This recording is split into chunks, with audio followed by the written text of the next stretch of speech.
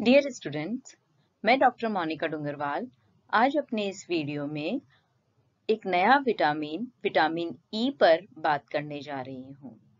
Vitamin E जो है यह भी एक वसा घुलनशील विटामिन होता है, अर्थात यह वसा में और वसा गोलकों में घुल जाता है। विटामिन ई की खोज सन 1922 में इवांस तथा बिशप ने की थी। इन लोगों ने अपने प्रयोगों और अपने अनुसंधानों से यह सिद्ध किया था कि जो चूहे में सामान्य प्रजनन क्रिया होती है, इसको संपन्न करने के लिए एक तत्व की आवश्यकता होती है और यह जो तत्व है यह कच्ची वनस्पतियों में अर्थात क्रूड वेजिटेबल में प्रेजेंट होता है और इन लोगों ने इस तत्व का जो नाम था वह दिया विटामिन ई। सन 1924 में वैज्ञानिक शूर ने इस तत्व को एक नया नाम दिया और वो नाम था बंध्यता प्रतिरोधक पदार्थ, यानी जिसे इंग्लिश में कहा गया एंटी स्टरलिटी फैक्टर नाम दिया कि जिसके द्वारा जो है स्टरलिटी को रोका जा सकता है अगर हमारी डाइट में यह अच्छी मात्रा में उपस्थित है तो। सन 1936 में इवांस तथा उसके साथी ने इसे गेहूं के भ्रूण के तेल से शुद्ध रूप में प्राप्त किया या उससे शुद्ध रूप में अलग किया और इसकी रासायनिक संरचना के अनुरूप इसका नाम अल्फा बीटा टोकोफेरॉल रखा गया। जो टोकोफेरॉल वर्ड है यह एक ग्रीक शब्द है जो कि टोकोस और फेरॉल से बना हुआ है। अगर इसका शाब्दिक अर्थ अगर हम देखते हैं तो टोकोस का अर्थ है शिशु को जन्म देना, फेरो का अर्थ होता है संपन्न करना और जो लास्ट में ऑल वर्ड आ रहा है वह एक अल्कोहल को शो करता है, अर्थात इसका जो कंप्लीट नाम होता है वो होता है टोकोफेरॉल। टोकोफेरॉल कह दे या विटामिन ई कह दे, यह वसा में घुलनशील विटामिन होता है, यानी वसा में घुलनशील यह विटामिन जो है मुख्यतः दो रूपों में पाया जाता है। एक रूप है टोकोफेरॉल और दूसरा नाम होता है इसका टोकीट्रिनॉल। इसमें से जो इसका फर्स्ट रूप है टोकोफेरॉल, यह अत्यधिक क्रियाशील प्रकार होता है। यह भी 3 प्रकार का होता है, यानी टोकोफेरॉल जो है वो वापस से 3 रूप में पाया जाता है, अल्फा बीटा गामा। इसमें जो इसका अल्फा रूप होता है वो सर्वाधिक क्रियाशील होता है। यह जो टोकोफेरॉल है यह पीले रंग का तेल जैसा पदार्थ होता है जो कि वसा में घुलनशील होता है। यह ताप एवं अम्ल के प्रति स्थिर रहता है, परंतु क्षारीय माध्यम में यह धीरे धीरे नष्ट होता रहता है। ऑक्सीजन की उपस्थिति में भी यह ऑक्सीकृत हो जाता है तथा इसकी कार्यक्षमता में कमी आने लगती है। विटामिन ई को ऑक्सीकरण प्रतिरोधक पदार्थ भी कहा जाता है क्योंकि विटामिन ई की उपस्थिति में वसा का ऑक्सीकरण नहीं हो पाता है, अर्थात जिन तेल में विटामिन ई प्रेजेंट होता है तो उस तरह की वसा या तेल का जो ऑक्सीकरण है वो नहीं हो पाता है क्योंकि विटामिन ई जो खुद है वह ऑक्सीकरण प्रतिरोधक पदार्थ की तरह कार्य करता है, मतलब खुद तो ऑक्सीकृत हो जाता है पर दूसरी चीजों का ऑक्सीकरण नहीं होने देता है। विटामिन ई के रासायनिक संगठन और इसकी रासायनिक विशेषताओं, इसके प्रकार के बाद अब हम बात करने जा रहे हैं इस स्लाइड में विटामिन ई के कार्यों पे कि विटामिन ई हमारे शरीर में किस तरीके से कार्य करता है। तो सबसे पहला जब फंक्शन हम विटामिन ई का देखते हैं तो वो होता है विटामिन ए तथा कैरोटीन को ऑक्सीकृत होने से यह बचाता है। विटामिन ई में ऑक्सी प्रतिरोधक गुण होते हैं जो कि अभी हमने प्रॉपर्टीज में पढ़ा था। अपनी इसी विशेषताओं के कारण विटामिन आंतों में कैरोटीन तथा विटामिन ए के ऑक्सीकरण को रोकता है। इस प्रकार यह विटामिन ए तथा कैरोटीन को नष्ट होने से बचाता है। क्योंकि विटामिन ई में बच्चों ऑक्सी प्रतिरोधक मतलब किसी भी तत्व का ऑक्सीडेशन प्रोसेस को रोकना, यह गुण पाए जाते हैं तो यह हमारी जो आंतें या इंटेस्टाइन होती है, इसके अंदर जो कैरोटीन या विटामिन ए का ऑक्सीकरण अगर हो रहा है तो रोकने का कार्य करता है, और इस कारण से विटामिन ए का या कैरोटीन का जो ऑक्सीकरण होता है वो नहीं हो पाता और वो नष्ट नहीं हो पाते हैं। इसके अलावा ये तंतुओं में पाए जाने वाले असंतृप्त वसीय अम्लों के स्व ऑक्सीकरण को भी रोकता है, अर्थात यह अनसैचुरेटेड जो फैटी एसिड्स हैं उनका जो सेल्फ ऑक्सीडेशन प्रोसेस होता है वह भी नहीं होने देता है। विटामिन ई के अभाव में असंतृप्त वसीय अम्ल यानी अनसैचुरेटेड फैटी एसिड का ऑक्सीकरण हो जाता है और परिणामतः तंतुओं में पीले तथा भूरे रंग के पदार्थ भर जाते हैं या बन जाते हैं। अब हम बात कर रहे हैं बच्चों दूसरे फंक्शन की हमारे शरीर में, वो है लाल रक्त कणिकाओं के निर्माण में। हम यूं कह दे विटामिन ई जो होता है लाल रक्त कणिकाओं, आरबीसी या रेड ब्लड सेल्स, कुछ भी नाम हम कहें, इसके निर्माण में एक महत्वपूर्ण भूमिका निभाता है, क्योंकि ये जो विटामिन है यह आरबीसी को ऑक्सीकारक पदार्थ, जैसे इसमें एक एग्जाम्पल दिया है हाइड्रोजन परऑक्साइड, से टूटने फूटने व नष्ट होने से बचाने का कार्य करता है। जब कभी भी हमारे शरीर में विटामिन ई की कमी हो जाएगी तो आरबीसी का जो निर्माण होता है या लाल रक्त कणिकाओं का जो निर्माण होता है वो ठीक प्रकार से नहीं हो पाएगा और वो वृद्ध आकार ले लेगी, यानी कि उनकी जो साइज होती है वह बड़ी हो जाएगी और इस समय पर इसको मैक्रोसाइट्स कहा जाता है। यानी जब कभी भी हमारे शरीर में विटामिन ई की कमी हुई तो लाल रक्त कणिकाएं जो होती है उनका डेवलपमेंट प्रॉपर नहीं हो रहा है, निर्माण प्रॉपर नहीं हो पा रहा है और उनकी साइज बड़ी हो रही है, और जो रक्त अल्पता रोग होता है इस समय पर उसको मैक्रोसाइटिक रक्त अल्पता रोग कहा जाता है। अर्थात विटामिन ई जो है वह लाल रक्त कणिकाओं के निर्माण में एक इम्पॉर्टेंट रोल प्ले करता है। तीसरा फंक्शन है कोशिकाओं की रचनात्मक एकता को बनाए रखना, या हम ये कह दे कि स्ट्रक्चरल जो इंटीग्रिटी होती है सेल्स की, उस स्ट्रक्चरल इंटीग्रिटी को बनाए रखने का कार्य करता है या कोशिकाओं की रचनात्मक एकता को बनाए रखने का कार्य करता है। विटामिन कोशिकाओं के आवरण की जो रचनात्मक एकता होती है इसको बनाए रखने के लिए अमूल्य योगदान देता है।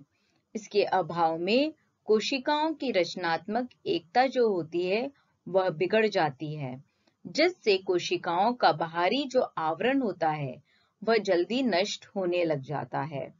हम इस चीज को ऐसे समझ सकते हैं कि जो सेल्स है उसके ऊपर की हम कहते हैं कि आउटलाइन या कवरिंग जो होती है उसकी संरचना को बनाए रखने का कार्य करता है, और जब कभी भी इसकी कमी हो जाएगी हमारे शरीर में तो यह जो कोशिकाएं हैं वह टूटने लग जाएगी, यानी वो जो बाहरी आवरण होगा वह टूट जाएगा, नष्ट हो जाएगा और उसकी संरचना नहीं रह पाएगी जैसी कि होनी चाहिए।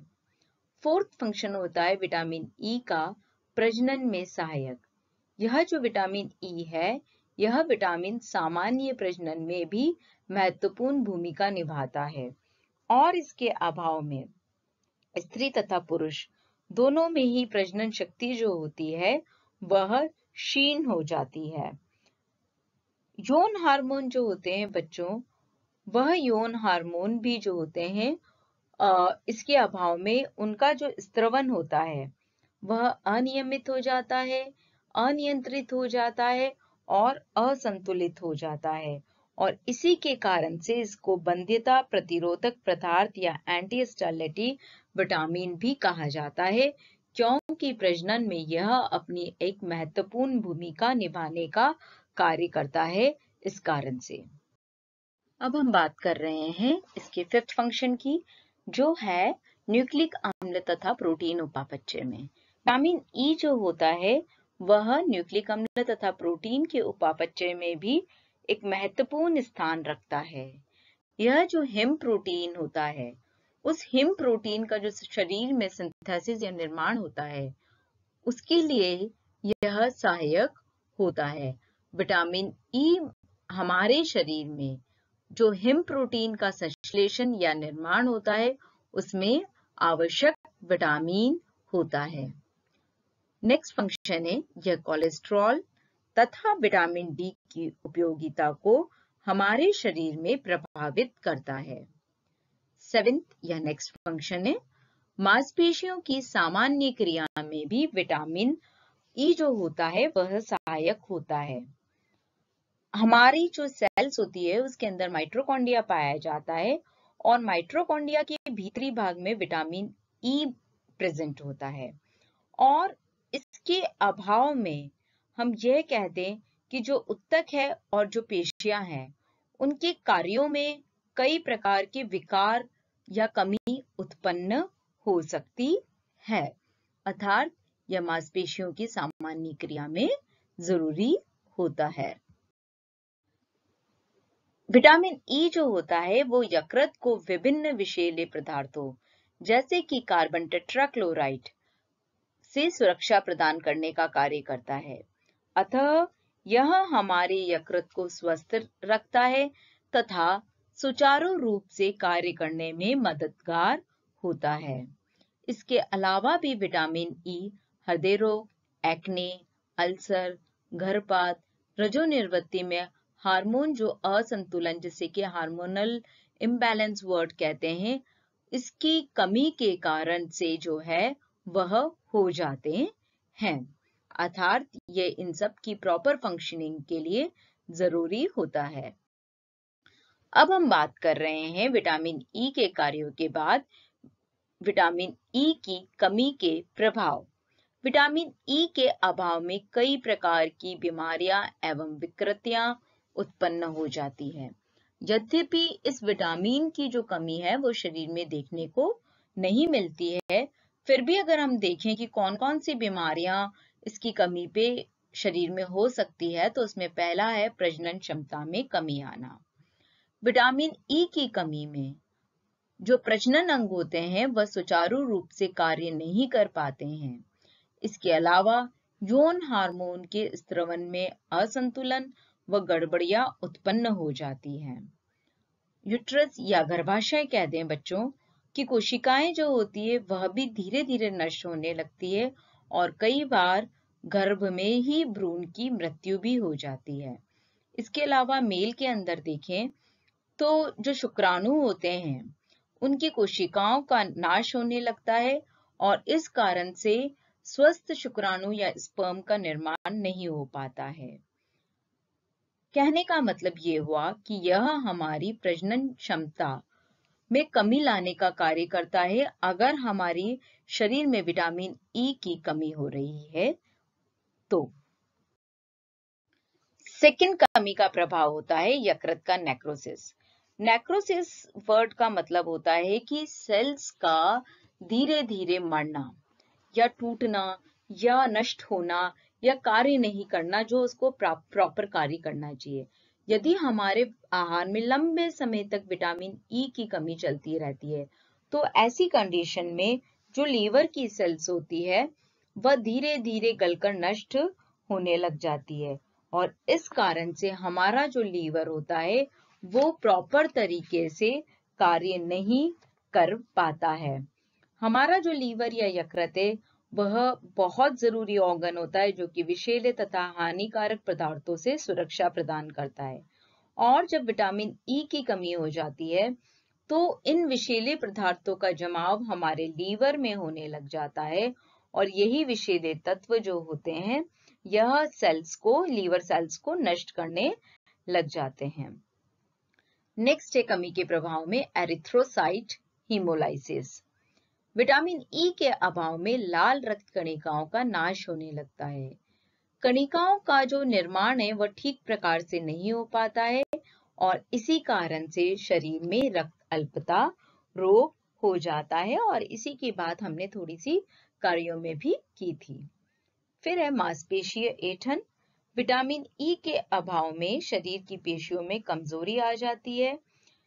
मांसपेशियों की जो कोशिकाएं होती है उसमें टूट फूट होने लग जाती है और इसके अंदर अनावश्यक संकुचन होने लग जाता है और इस कारण से तीव्र दर्द रहने लग जाता है और इसमें ऐंठन शुरू हो जाती है। इसके अलावा भी विटामिन ई के अभाव से हृदय रोग, यकृत में घाव, मीनोपोज में हार्मोनल इम्बैलेंस, कई सारी बीमारियां देखने को मिलती है। अब हम बात कर रहे हैं प्राप्ति के साधन पे कि जो विटामिन ई होता है वो वैसे तो सभी भोज्य पदार्थों में प्रचुर मात्रा में उपलब्ध रहता है। फिर भी अगर हम देखें तो गेहूं तथा मक्का जो होता है उसके भ्रूण के तेल में वह सर्वाधिक मात्रा में उपलब्ध होता है। इसके अलावा वनस्पति तेलों और वसा जो भी है, फैट जो भी है, उसमें भी यह प्रचुर मात्रा में पाया जाता है। अब हम बात कर रहे हैं दैनिक आवश्यकता की कि विटामिन ई की हमारे शरीर में क्या दैनिक आवश्यकता है। यही जो इसकी आवश्यकता है दिन भर की, वह करीब 3 से 11 मिलीग्राम प्रतिदिन वैरी करती है।